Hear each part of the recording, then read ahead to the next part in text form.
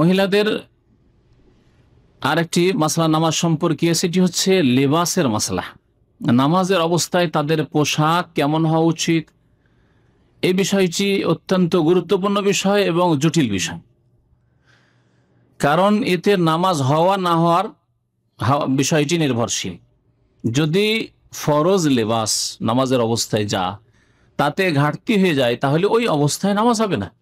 কারণ নামাজের একটি শর্ত হচ্ছে যে লজ্জাস্থান আবৃত হইতে হবে। লজ্জাস্থান আবৃত হইতে হবে। পুরুষদের লজ্জাস্থান নাভি থেকে হাঁটু পর্যন্ত। সুতরাং নামাজের অবস্থায় কোনো পুরুষের যদি হাঁটুর কোনো অংশ খুলে যায়, হাঁটুর ওপরের কোনো অংশ, রানের কোনো অংশ খুলে যায়, অথবা নাভির নিচে কাপড় চলে যায়, নাভির সরাসরি পিছন দিকে কাপড় নেমে যায়, যেমন অনেক প্যান্ট পরা ভাইয়েরা যখন টান দেয় রুকুতে, তখন পিছন দিকে কিন্তু প্যান্টটা নেমে চলে আসে, নামাজ হবে না।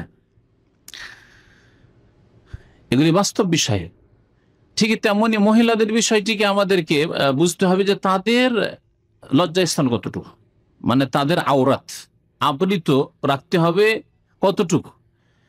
মহিলাদের ক্ষেত্রে মাথা থেকে পা পর্যন্ত আলমার আত আওরাত, নবী করিম সাল্লাল্লাহু আলাইহি ওয়াসাল্লাম হাদিস রয়েছে যে মহিলারা হচ্ছে ঢেকে রাখার জাতি, আবৃত জাতি, তাদেরকে ঢেকে রাখতে হবে বা ঢেকে থাকতে হবে। সুতরাং নামাজের অবস্থায় এই মুখমণ্ডল চেহারা ছাড়া, যদি অপর পুরুষ না থাকে, অপর পুরুষ থাকলে চেহারাও ঢাকতে হবে। তাহলে হেজাব, পর্দার বিষয় আর নামাজের লেবাস দুটো ভিন্ন ভিন্ন মাসলা। এই দুটো মাসলাকে অনেকে এক করে দিয়েছে মহিলাদের ক্ষেত্রে, যার ফলে তাদের এই দুটো বিষয় বুঝতে গিয়ে গোলমাল হয়েছে, আর বলে ফেলেছে না চেহারা খুলতে পারে না। হেজাবের ক্ষেত্রে বাইরে যখন বের হবে, অপর পুরুষের সামনে পড়তে পারে, তখন চেহারাও ঢাকতে হবে, হাতও ঢাকতে হবে, চেহারাও ঢাকতে হবে, পাও ঢাকবে। এটি হচ্ছে সহি। কিন্তু নামাজের অবস্থায় যখন অন্য কোনো অপর পুরুষ নেই, তখন নামাজের পোশাক, এক হচ্ছে নামাজের পোশাক তাহলে, আর আরেকটি বিষয় হচ্ছে হেজাব, পর্দার পোশাক। পর্দার পোশাক, বোরকা, নিকাব সহ মুখমণ্ডল ঢাকা, এটি হচ্ছে হেজাব, পর্দার পোশাক। হেজাব অর্থাৎ বাইরে অপর পুরুষের যেখানে সম্মুখীন হইতে পারে, সামনে যেতে পারে, বা অপর পুরুষ সামনে আসতে পারে, তখন হেজাব করে থাকবে, পর্দা করে থাকবে। তাহলে পর্দার মাসলা আলাদা, আর নামাজের পোশাকের বিষয়টি আলাদা বিষয়। নামাজের পোশাক হচ্ছে গোটা শরীর মহিলাদের ঢাকা থাকবে, মুখমণ্ডল ছাড়া। তাহলে মুখমণ্ডল মহিলাদের নামাজের অবস্থায় খোলা থাকবে, এতে কোনো দ্বিমত নেই। এখন বাকি থাকে হাত কবজি পর্যন্ত, আর পা, দুই পা টাকনো পর্যন্ত, আর হাত কবজি পর্যন্ত। এই সম্পর্কে ফুকাহে কেরামদের ইখতিলাফ আছে। নামাজের অবস্থায় মহিলারা কি হাত ঢাকতে হবে, হাতে মোজা পরে হোক আর যেভাবে হোক হাত ঢেকে থাকবে, না হাত খুলতে পারে? একদল ফুকাহে কেরাম বলছেন, ওলামারা বলছেন যে হাত আর পা খোলা রাখা জায়েজ, তবে উত্তম হচ্ছে ঢেকে রাখা নামাজের অবস্থায়। আর একদল ফুকাহে কেরাম বলছেন না, মহিলারা নামাজের অবস্থায় তাদের হাত এবং পা ঢেকে রাখা আবশ্যক, ঢেকে রাখতে হবে। তাহলে শুধু খুলে রাখতে হবে নামাজের অবস্থায় মহিলারা, কি বললাম, মুখমণ্ডল, যদি অপর পুরুষ না থাকে, বাড়ির মধ্যে নামাজ পড়ছে, দেবর নেই সামনে, ভাসুর নেই সামনে, অথবা রাস্তাঘাটে কোথাও মাঠে নামাজ পড়ছে না, যেখানে অন্য কোনো পুরুষের নজর আসতে পারে, মসজিদ হারাম, মসজিদ নবী, যেখানে নজরে আসতে পারে, তাহলে ঢেকে নামাজ পড়তে হবে। কিন্তু বাড়ির মধ্যে, নিজের ঘরের মধ্যে নামাজ পড়লে চেহারা খুলে নামাজ পড়বে।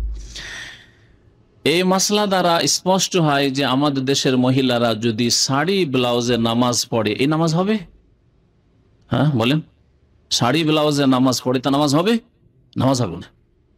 কারণ শাড়ি ব্লাউজে যতই সতর্কতা অবলম্বন করুক না কেন, যখন রুকুতে যাবে অথবা যখন সেজদায় যাবে, তখন ডান দিক থেকে বাম দিক থেকে কিছু অংশ তো অবশ্যই খুলে যাবে, বিশেষ করে আজকালকার যে ব্লাউজ। তাহলে এই শাড়ি ব্লাউজে নামাজ পড়া জায়েজ হবে না, অসতর্কতা। নামাজের যে কোনো অবস্থায় যদি শরীরে কিছু অংশ খুলে যায়, এই চেহারা মুখমণ্ডল ছাড়া, আর হাত পা ধরে নিলে ইখতিলাফ যখন আছে যে হাত আর পা ছাড়া, তাহলে নামাজ নষ্ট হয়ে যাবে মহিলাদের। নবী করিম সাল্লাল্লাহু আলাইহি সাল্লামের হাদিস শোনাই, এতক্ষণ তো মাসলায় বললাম আর ওলামাদের উক্তি বললাম। নবী সাল্লাল্লাহু আলাইহি ওয়াসাল্লাম বলছেন, লা ইয়াকবালুল্লাহু সালাতা হায়েজিন ইল্লা বিখিমারিন। আল্লাহ পাক সাবালিকা মেয়ের নামাজ কবুল করবে না। হাইজ মানে যে হাইজের বয়সে পৌঁছে গেছে, মাসিক ঋতুর বয়সে পৌঁছে গেছে, কি হাইজ বলা হয়েছে। আর হাইজ মানে যদি ঋতুবতী হয়, তো ঋতুবতী অবস্থায় নামাজই নেই। নবী করিম সাল্লাল্লাহু আলাইহি ওয়াসাল্লাম বলছেন যে হাইজ মেয়ের নামাজ আল্লাহ কবুল করবেন না, অর্থাৎ যে হাইজের বয়সে, মাসিক ঋতুর বয়সে যেই মেয়ে পৌঁছে গেছে তার নামাজ কবুল হবে না। তাহলে এর দ্বারা বোঝা গেল যে যেই মেয়ে এখনো নাবালিকা হয়ে আছে, এখনো মাসিক ঋতু আসেনি, তার জন্য ভিন্ন, তার জন্য এই মাসলা জরুরি নয়। কি মাসলা? যে আল্লাহ পাক নামাজ কবুল করবেন না সাবালিকা মেয়ের ইল্লা বিখেমারিন, বিনা ওড়না ছাড়া, খেমার ছাড়া। খেমার বলা হয় এমন লম্বা চওড়া প্রশস্ত চাদরকে যাতে শরীর পুরো মহিলাদের ঢেকে নেই, বা যে শরীরের যে অংশগুলি ব্লাউজ শাড়ি পরার পরে খুলে আছে বা খুলে যাওয়ার আশঙ্কা আছে সেগুলিকে ঢেকে নেই। খেমার, খেমার ওড়না আমরা বলছি, খেমারের তরজমা হচ্ছে বাংলা উর্দুতে ওড়না। এই হাদিস মুসনাদ আহমদে আছে, আবু দাউদে আছে, তিরমিজিতে আছে, নাসাই ইবনে মাজায় রয়েছে, হাদিসটি সহিহ। উম্মে সালামা রাদিয়াল্লাহু তাআলা আনহা থেকে আরেকটা হাদিস বর্ণিত রয়েছে, আন্নাহা সালাতিন নবী সাল্লাল্লাহু আলাইহি ওয়াসাল্লাম, নবী সাল্লাল্লাহু আলাইহি ওয়াসাল্লামকে জিজ্ঞাসা করলেন উম্মে সালামা, নবী সাল্লাল্লাহু আলাইহি ওয়াসাল্লামের বিবি, আতুসাল্লিল মারাতু ফি দিরইন ওয়া খিমারিন, কোন মহিলা কি একটি কামিজ এবং একটি ওড়নায় নামাজ পড়তে পারে? বেগাইরে এজারিন, লুঙ্গি নেই, অর্থাৎ নিচের দিকে আজকালকার সালোয়ার ধরেন, সালোয়ার নেই কিন্তু একটি কি আছে, কামিজ আছে, অর্থাৎ আজকালকার ম্যাক্সি ধরে নেন, ম্যাক্সি। তখন তো পয়সার অভাব ছিল, লেবাস পোশাকের অভাব ছিল, হয়তো একটি লম্বা চওড়া ঢিলা ঢালা কামিজ এখান থেকে শুরু করে পা পর্যন্ত, যেমন আমাদের জুব্বা আছে, আর ভিতরে আর কিছু নেই। যেমন আজকাল আমাদের দেশের মহিলাদের যে সায়া রয়েছে, কারণ অনেকে আবার আমাদের দেশে এই সংশয় উঠিয়েছে যে না না না, সায়াতে নামাজ যাবে না, সায়া শাড়িতে নামাজ যাবে না, কারণ নিচের দিকে আবার ওই সালোয়ারের মতো কিছু হইতে হবে। এইরকম ধরনের মাসলা উঠিয়ে অনেকে অস্বস্থার সৃষ্টি করেছে। একটি যখন কামিজ, তাহলে বোঝা গেল যে নিচের দিক খোলা, নিচে সালোয়ার নেই, বেগাইরে এজার, নিচে কিছু নেই। জিজ্ঞাসা করলেন নবী করিম সাল্লাল্লাহু আলাইহি সাল্লামকে উম্মে সালামা রাদিয়াল্লাহু তাআলা আনহা, যে কোন মহিলা দিরআ মানে হচ্ছে জামা কামিজ, আর খেমার মানে হচ্ছে ওড়না, তার উপর ওড়না আছে, মাথা থেকে ঢাকা আছে, ঢিলা ঢালা ওড়না, আর একটা কামিজ আছে, বিনা ইজারে মানে বিনা সালোয়ারে, পায়জামা নেই। কাল নবী করিম সাল্লাল্লাহু আলাইহি ওয়াসাল্লাম বললেন ইযা কানা দিরউ সাবিগান, যদি জামা লম্বা হয়, তাহলে জামা ছোট হলে আজকালকার যে কামিজগুলি আছে এই কামিজ তাহলে হবে না, যদি লম্বা হয় ম্যাক্সির মতো, তাহলে কতটা লম্বা হইতে হয়? ইউগাত্তি যুহুরা কাদমাইহা, মহিলার পায়ের ওপর ভাগকে যদি ঢেকে দেয়, ওপর ভাগকে যদি ঢেকে নেই বা ঢেকে দেয়, ইউগাত্তি যুহুরা কাদমাইহা, তাহলে পা পর্যন্ত ঢেকে। যারা বলেছেন যে পাও ঢাকতে হবে, তারা এই হাদিসের অংশটুকু পেশ করেছে পাও ঢাকতে হবে। তো এই হাদিসগুলি প্রমাণ করে যে মহিলাদের তাহলে মাথা ঢাকা ফরজ, মাথার চুল যদি খোলা থাকে ওই অবস্থায় নামাজ হবে না। এইরকমই কাঁধ ঢাকা, গর্দন ঢাকা, গলা ঢাকা মহিলাদের ফরজ।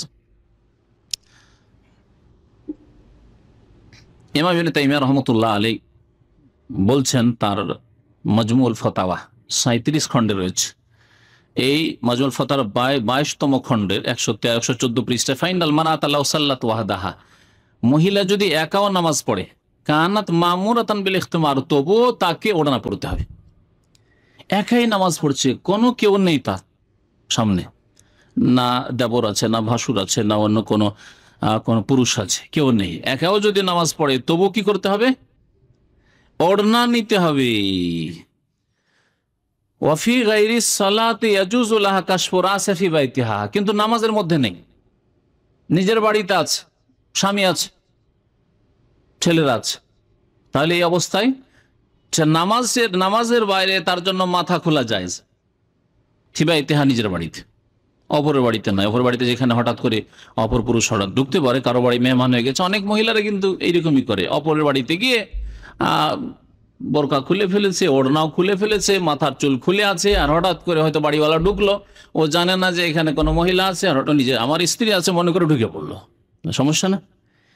এই জন্য ওলামায়ে কেরামরা বলেছেন নিজের বাড়িতে, নিজের বাড়িতে তাহলে মাথা মেয়েরা খুলতে পারে নামাজের বাইরে, কিন্তু নামাজের মধ্যে মাথা ঢাকতে হবে। তাহলে মাথা ঢাকা, চুল ঢাকা নামাজের মধ্যে এটি হচ্ছে মহিলাদের জন্য জিনাত, অলংকার, সাজসজ্জা গ্রহণ করা, যার আল্লাহ পাক আদেশ করেছেন কোরআনে কারীমের একটি আয়াতে, ইয়া বানি আদমা খুযু জিনাতাকুম ইনদা কুল্লি মসজিদ, হে আদম সন্তান সন্ততি, তোমরা তোমাদের জিনাত গ্রহণ করো, সাজসজ্জা গ্রহণ করো, ইনদা কুল্লি মসজিদ, প্রত্যেক মসজিদে, অর্থাৎ নামাজের সময়। এই আদেশ যেমন পুরুষদেরকে তেমন মহিলাদেরকে।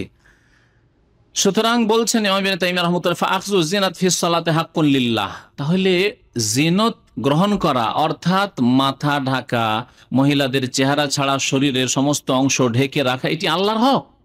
এটা অপর পুরুষ আসছে এই জন্য নয়, আল্লাহর হক এটি। কেউ থাক আর না থাক, নামাজের অবস্থায় গোটা শরীর ঢাকা থাকতে হবে মুখমণ্ডল ছাড়া। এইরকমই উদাহরণ দেখেন তাওয়াফের ক্ষেত্রে।